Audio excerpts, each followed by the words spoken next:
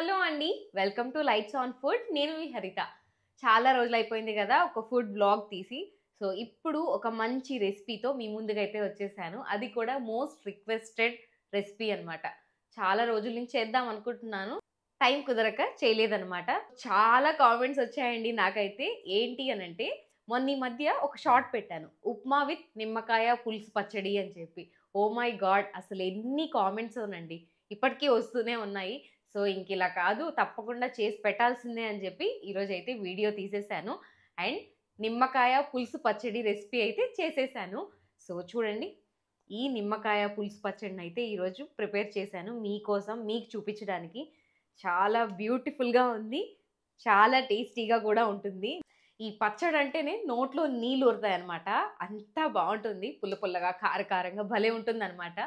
మీరు ఇంతకుముందు కాలంలో చూస్తే వాళ్ళు రోట్లో రుబ్బేవాళ్ళు. మా అమ్మ కానీ మా అత్తమ్మ వాళ్ళు కూడా రోట్లో రుబ్బేవాళ్ళు ఈ పచ్చడిని. బట్ ఈ రోజుల్లో అందరి ఇళ్ళల్లో రోళ్ళు లేవు, మిక్సీ ఒక్కటే ఉంటాయి కాబట్టి ఈజీగా మిక్సీలో ఎలా చేసుకోవాలో ఈరోజైతే నేను మీకు చూపిస్తాను. అండ్ ఇంకొకటి ఏంటి అని అంటే, ఇది మనకి ఆవకాయ పెడతాం కదా, ఎలా నిల్వ పచ్చడో ఇది కూడా అలానే నిల్వ చేసుకోవచ్చు అనమాట. సో ఒక్కసారి చేస్తే మనకి చాలా రోజుల వరకు, నియర్లీ ఒక 3 months వరకు కూడా అలానే ఉంటుంది. సో మనం ఊరగాయ పెట్టుకున్నట్టు ఈ పచ్చడిని కూడా పెట్టుకోవచ్చు. ఈ పచ్చడి ఉప్మాకే కాదండి, ఈవెన్ అన్నంలోకి జస్ట్ వేడివేడి అన్నంలో ఒక్క స్పూన్ అలా వేసుకొని కలుపుకొని ఒక్క ముద్ద నోట్లో పెట్టుకుంటే అంటారు పుల్ల పుల్లగా కారకారంగా ఉంటుంది కాబట్టి చాలా బాగుంటుంది. సో ఈ పాతకాలం నిమ్మకాయ పులుసు పచ్చడిని ఎలా చేసుకోవాలో నేను ఇప్పుడు చూపిస్తాను డీటెయిల్గా, విత్ మెజర్మెంట్స్ అనమాట. పాతకాలంలో ఎక్కువ ఫంక్షన్స్లో ఊరంతా వచ్చేవాళ్ళు. ఊరంతా వచ్చినప్పుడు ఎక్కువ ఉప్మానే చేసేవాళ్ళు అనమాట. ఉప్మాలోకి నంచుకోవడానికి ఇంతకు ముందు చట్నీస్ అవన్నీ వేసేవాళ్ళు కాదండి, ఈ పచ్చడి చేసి వేసేవాళ్ళు. ఇదే అనమాట బెస్ట్ కాంబినేషన్. సో ఎక్కువ మంది వచ్చినప్పుడు ఉప్మా విత్ ఈ పులుసు పచ్చడి చేసేవాళ్ళు కాబట్టి అప్పటి నుంచి కూడా ఇది ఫేమస్ అయిపోయింది. సో ఇప్పటికి కూడా కొన్ని ఇళ్లలో చేసుకుంటున్నారు. మీ ఇంట్లో చేస్తున్నారో లేదో కామెంట్ చేయండి. ఇప్పుడైతే మనం రెసిపీని స్టార్ట్ చేసేద్దాం. చాలా క్విక్గా చేసుకోవచ్చు, సింపుల్గా చేసుకోవచ్చు. సో కావాల్సిన ఇంగ్రీడియంట్స్ అయితే ఇప్పుడు చూసేద్దాం. ఫస్ట్ మనం ఎన్ని నిమ్మకాయలు తీసుకుంటున్నాము అండ్ దానికి ఎన్ని మిరపకాయలు కావాలి అనేది మెయిన్ అనమాట. సో నేను ఇక్కడ 1 kg నిమ్మకాయలు తీసుకున్నాను. బాగా జ్యూస్ ఉన్నవి తీసుకుంటే మీకు బాగుంటుందన్నమాట. సో పెద్ద సైజు నిమ్మకాయలు అయితే 1 kg తీసుకున్నాను నేను, జ్యూసీగా ఉన్నాయి కూడా. అండ్ 1 kg నిమ్మకాయల కోసం నేనైతే ఇక్కడ 1/2 kg 250 grams ఆఫ్ ఎండుమిరపకాయలు తీసుకున్నానండి. మామూలుగా మనకి కారం కొన్ని తక్కువ ఉంటాయి, కొన్ని ఎక్కువ ఉంటాయి, దాన్ని బట్టి అడ్జస్ట్ చేసుకోవాలి. ఇవైతే కారం ఉన్న మిరపకాయలు కాబట్టి నేను 250 grams తీసుకున్నాను. ఒకవేళ కారం తక్కువ అనుకోండి, ఇంకొంచెం ఎక్కువ కూడా యాడ్ చేసుకోవచ్చు. అండ్ వీటితో పాటు మనకు కావాల్సింది ఆవాలు అండ్ మెంతులు, ఈ రెండే యూజ్ చేస్తాం దీనికైతే. సో ఆవాలు, మెంతులు. ఇప్పుడు ఈ మిరపకాయలకి తొడియాలు తీసేసుకొని నిమ్మకాయలకి పులుసు తీసి పెట్టుకోవాలండి. ఆ నిమ్మకాయలు కూడా మనం నీట్గా వాష్ చేసి తుడిచి పెట్టుకొని తడి లేకుండా పులుసు తీసి పెట్టుకోవాలి. సో నేను ఇప్పుడైతే ఈ మిరపకాయలకి తొడియాలు తీసేసి నిమ్మకాయలు పులుసు తీసి పెట్టేసుకొని ఆ తర్వాత ప్రాసెస్ స్టార్ట్ చేస్తాను. అండ్ ఆ నిమ్మకాయలు కూడా నేను నీట్గా వాష్ చేసేసి తుడిచి ఆరబెట్టి పెట్టుకున్నానండి. సో తేమ లేకుండా ఉంటే మనకి పచ్చడి ఎక్కువ రోజులు నిల్వ ఉంటుంది, బూజు రాకుండా కూడా ఉంటుంది. సో తేమ లేకుండా చూసుకోండి. ఒకవేళ ఈవెన్ పచ్చడి పెట్టిన తర్వాత కూడా మీరు వుడ్ స్పూన్ కానివ్వండి, లేకపోతే ప్లాస్టిక్ స్పూన్ వాటర్ తగిలినవి, ఇలాంటివన్నీ పెట్టకుండా డ్రైగా ఉన్న స్పూన్స్ మాత్రమే పెట్టడం బెటర్ అనమాట. అప్పుడే పచ్చడి అనేది ఎక్కువ రోజులు నిల్వ ఉంటుంది.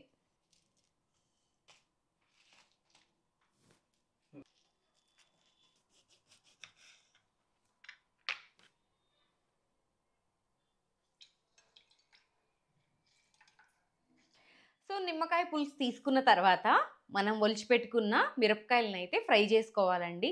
సో ఇప్పుడు నేను చేసుకునేది ఈ ప్యాన్లో ఫ్రై చేసుకుంటున్నాను. ఇది స్టీల్ ప్యాన్, ఇది ది ఇండస్ వ్యాలీ వెబ్సైట్ నుంచి తీసుకున్నాను. అండ్ వెయిట్ కూడా మీకు జాస్తిగా ఉండదన్నమాట. ఇది నార్మల్ స్టెయిన్లెస్ స్టీల్ ప్యాన్, మీకు బ్లూ షేడ్ వస్తుంది ఇక్కడ. సో మనం చేసేది నిమ్మకాయ పచ్చడి కదా, సో నిమ్మకాయ ఎప్పుడూ కూడా స్టీల్ వాటిల్లో చేసుకుంటే బెటర్. అల్యూమినియం అండ్ ఐరన్ దాంట్లో చేసుకోవడం మంచిది కాదనమాట. దాంట్లో పులుపు ఉంటుంది అండ్ ఐరన్లో అది కలవడం వల్ల మనకి పాయిజన్ లాగా కన్వర్ట్ అవుతుంది అని చెప్తారనమాట. సో అందుకని చెప్పి పులుపుని ఎప్పుడూ కూడా ఐరన్ వాటిల్లో చేయకూడదు. సో ప్రిఫర్ స్టీల్ ప్యాన్స్ ఎప్పుడైనా ఈ పచ్చడి చేసుకునేటప్పుడు.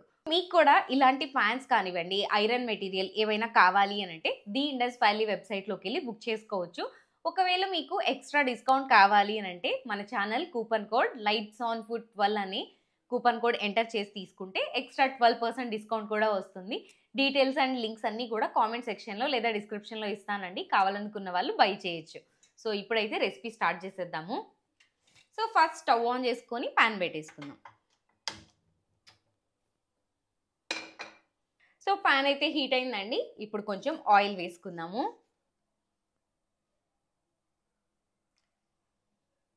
ఎండుమిరపకాయలు వేసి ఫ్రై చేసుకోవాలి. సో నేను ఒలిచి పెట్టుకున్న మిరపకాయలను అయితే వేసేస్తున్నాను. జస్ట్ ఒక్కసారి అలా కలిపేసుకుందాము. సిమ్లోనే పెట్టి ఫ్రై చేసుకోండి. హైలో పెడితే నల్లగా అయిపోతాయి అన్నమాట మిరపకాయలు. అన్నీ ఈవెన్గా వేగాలి అని అంటే సిమ్లోనే పెట్టుకొని వేయించుకోవాలి. సో మిరపకాయలు నల్లగా అయితే చేదు వస్తుంది అనమాట. సో ఎర్రగా ఉన్నంత వరకే మనం లైట్గా వేయించుకుంటూనే ఉండాలండి సిమ్లో పెట్టి. అవి బాగా ఫ్రై అవ్వాలి, కలర్ వచ్చేసి రెడ్గా ఉండాలి. అలా ఉంటేనే పచ్చడి కూడా రంగు బాగుంటుంది. సో ఒక 5 సెకండ్స్ మిరపకాయలు వేయించుకున్న తర్వాత నేను ఇక్కడ ఒక 3 స్పూన్స్ ఆవాలు అయితే వేస్తున్నానండి. ఫుల్ స్పూన్స్ వేయాలి.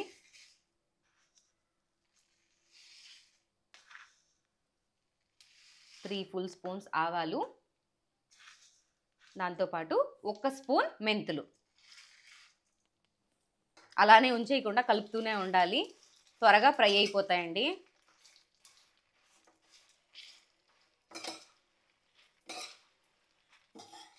జస్ట్ ఆరోమా అనేది మంచిగా తెలుస్తుంది మీకు, ఆవాలు మెంతులు వాసన అనేది. కీ ఇంగ్రీడియంట్స్ అనమాట ఈ పచ్చడికి ఇవన్నీ కూడా. మంచిగా ఫ్రై అయ్యి లైట్గా అరోమా అండ్ మెంతులు కలర్ చేంజ్ అవుతూ ఉంటాయండి, అప్పుడు స్టవ్ ఆఫ్ చేసుకోవాలి. సో ఇప్పుడు ఇవన్నీ కూడా మనం చల్లారబెట్టుకోవాలన్నమాట. ఇవి బాగా చల్లారిన తర్వాతనే పచ్చడి చేసుకోవాలి. ఈ వేయించుకున్న మిరపకాయలు, ఆవాలు, మెంతులు మిక్సీ జార్లో వేసుకుందాం.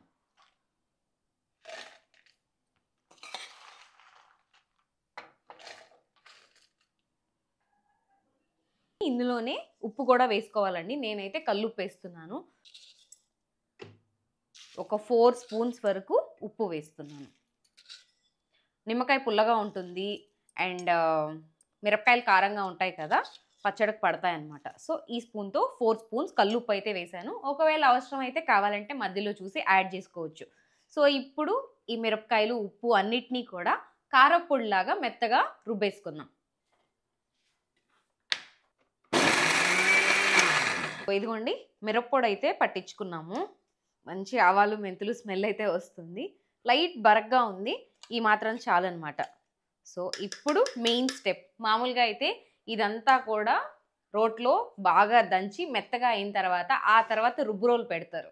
ఎందుకు అనంటే ఈ నిమ్మకాయ పులుసు పోస్తూ రుబ్బుకోవాలన్నమాట. ఇప్పుడు మనం చేయబోయేది కూడా అదే అనమాట. సో దీంట్లో కొంచెం కొంచెం ఈ నిమ్మకాయ పులుసు ఏదైతే తీసుకున్నామో అది పోసుకుంటూ మిక్సీకి పట్టుకోవాలి. పేస్ట్ లాగా, చాలా మెత్తగా పేస్ట్ లాగా అయిపోవాలి. పులుసు, ఉప్పు, కారం అన్నీ బ్యాలెన్స్ అయ్యేంత వరకు పులుసు పోసుకుంటూ మిక్సీకి తిప్పుకోవాలి. సో మనకి ఎంత పులుసు పడుతుందో అంతవరకు పోసుకుంటూ చేసుకోవడమేనండి. సో మిరపకాయల కారం బట్టి పులుసు పడుతుంది కాబట్టి మీరు టేస్ట్ చేసుకుంటూ వేసుకోవచ్చు అనమాట. బట్ వాటర్ అనేది అస్సలు టచ్ అవ్వనివ్వద్దు, డ్రైగా మాత్రమే చేసుకోవాలి. సో ఇప్పుడు నేను ఈ గ్లాస్లో హాఫ్ పులుసు పోస్తున్నాను.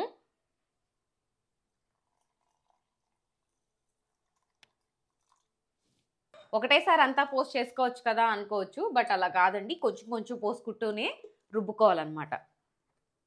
ఒకవేళ మీరు రోట్లో రుబ్బుకునే పని అయితే రుబ్బు రోలు పెట్టి రుబ్బుకుంటూ ఉండొచ్చు, కొంచెం కొంచెం పులుసు వేసుకొని.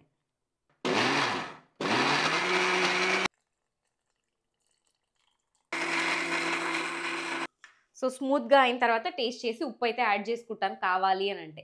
సో పచ్చడి మిక్సీకి వేస్తుంటేనే ఎంత మంచి స్మెల్ వస్తుందో తెలుసా అండి. మామూలుగా ఈ ఆవకాయ ఇలాంటివన్నీ పెడతాం కదా, అలాంటప్పుడు ఎటువంటి స్మెల్ వస్తుందో ఈ పచ్చడి చేసేటప్పుడు కూడా అటువంటి స్మెల్లే వస్తుంది. ఎందుకంటే ఆవపిండి, మెంతిపిండి వేస్తాం కాబట్టి. నిమ్మకాయ పులుసులో మాత్రం గింజలు లేకుండా చూసుకోండి, గింజలు ఉంటే మాత్రం చేదు వస్తుంది అనమాట.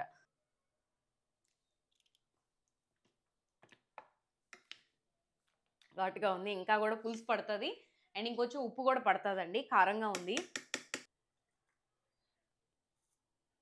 సో టేస్ట్ చేసుకుంటూ ఇదిగోండి ఇలా మిక్సీకి పట్టేసుకున్నాను. నేను తీసుకున్న కేజీ నిమ్మరసం అంటే కేజీ నిమ్మకాయల నుంచి వచ్చిన రసం ఈ మిరపకాయలకైతే సరిపోయిందండి. ఉప్పు, కారం, పులుపు చూసుకుంటూ మిక్సీకి అయితే పట్టేసుకున్నాను. అన్నీ సరిపోయాయి. నాకు ఎలా పులుపు, కారం కావాలో అంతవరకు సెట్ చేసుకున్నాను. ఇప్పుడు దీనికి తిరగమాత పెట్టేసుకోవాలి. ఏదైతే మిరపకాయలు ఫ్రై చేసుకున్నానో అదే ప్యాన్ యూజ్ చేస్తున్నాను నేను. సో ప్యాన్లో కొంచెం ఎక్కువగా ఆయిల్ అయితే వేసుకుందాం ఇప్పుడు. ఎందుకు అనంటే ఇది నిలవ పచ్చడి కాబట్టి ఆయిల్ వేయకపోతే పాడైపోతుంది.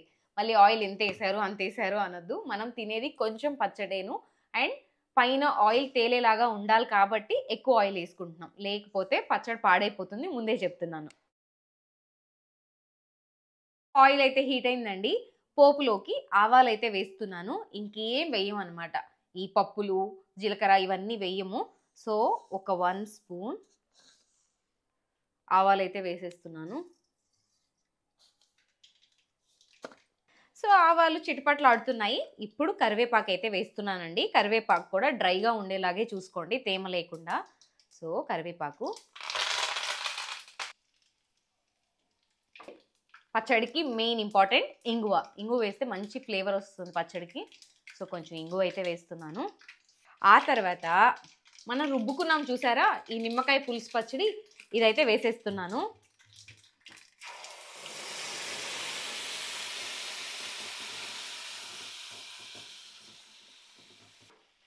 కొంచెం కేర్ఫుల్గా వేసుకోండి, అలానే బబుల్స్ వస్తాయి అన్నమాట.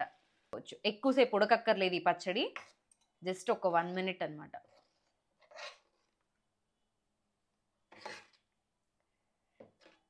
ఆయిల్ కూడా చూసారా అంతా పైకి వస్తూ ఉంది. ఈవెన్ చల్లారిన తర్వాత కూడా మీకు రిమైనింగ్ ఆయిల్ కూడా బయటకు వస్తుందండి. జస్ట్ పచ్చడి అలా 1 or 2 బబుల్స్ స్టార్ట్ అవుతాయి కదా, అప్పుడు ఆఫ్ చేసుకోవచ్చు. ఇదిగోండి చూడండి. సో బబుల్స్ అయితే స్టార్ట్ అయ్యాయి. ఎక్కువసేపు ఉడికించకుండా స్టవ్ ఆఫ్ చేసేద్దాము. ఇదిగోండి. సో ఈ పచ్చడి మంచిగా చల్లారనిచ్చి ఆ తర్వాత గాజు సీసాలో స్టోర్ చేసి పెట్టుకోవాలన్నమాట. ఒకవేళ పచ్చడి టేస్ట్ మారకూడదు అని అంటే ఫ్రిడ్జ్లో పెట్టుకుంటే మనకి ఎన్ని రోజులైనా టేస్ట్ ఒకటే విధంగా ఉంటుంది. బట్ బయట ఉంటే మాత్రం ఒక 1 మంత్ తర్వాత టేస్ట్ అనేది కొంచెం ఊరితే ఎలా ఉంటుందో అలా మారిపోతుంది. సో మీకు టేస్ట్ మారకుండా ఉండాలి అని అంటే ఫ్రిడ్జ్లో పెట్టుకోండి, కావాలనుకున్నప్పుడు కొంచెం తీసేసుకోండి. సో ఇప్పుడు గ్లాస్ బౌల్లో తీసుకొని అది ఫుల్గా కూల్ అయిపోవాలండి. చాలా చల్లారేంత వరకు మూత పెట్టొద్దు. సో ఇప్పుడైతే తీసేసుకుందాము. స్టీల్ దాంట్లో కూడా స్టోర్ చేసుకోవద్దు, పులుసు కదా, సో తుప్పు వచ్చేస్తుంది అనమాట.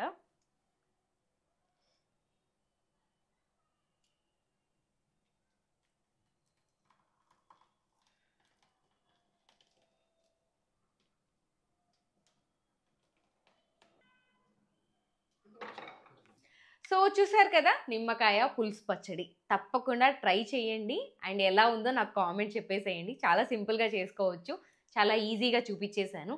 సో హోప్స్ మీకు ఈ వీడియో నచ్చింది అనుకుంటున్నాను, రెసిపీ కూడా నచ్చింది అనుకుంటున్నాను. సో ఎవరెవరైతే ఈ పచ్చడిని ట్రై చేశారో తప్పకుండా కామెంట్ చేయడం మాత్రం మిస్ చేయొద్దండి. హోప్స్ మీకు ఈ వీడియో నచ్చింది అనుకుంటున్నాను. ఇంకా ఫుడ్ రెసిపీస్ అయితే కంటిన్యూ చేద్దాము, ఇక మీదట వస్తూనే ఉంటాయి. అండ్ మన వీడియోని లైక్ చేసి, షేర్ చేసి, సబ్స్క్రైబ్ చేసుకోండి మన ఛానల్ని. Thank you so much for watching. మరొక మంచి రెసిపీతో మీ ముందుకు వచ్చేస్తాను. నేను మీ హరిత.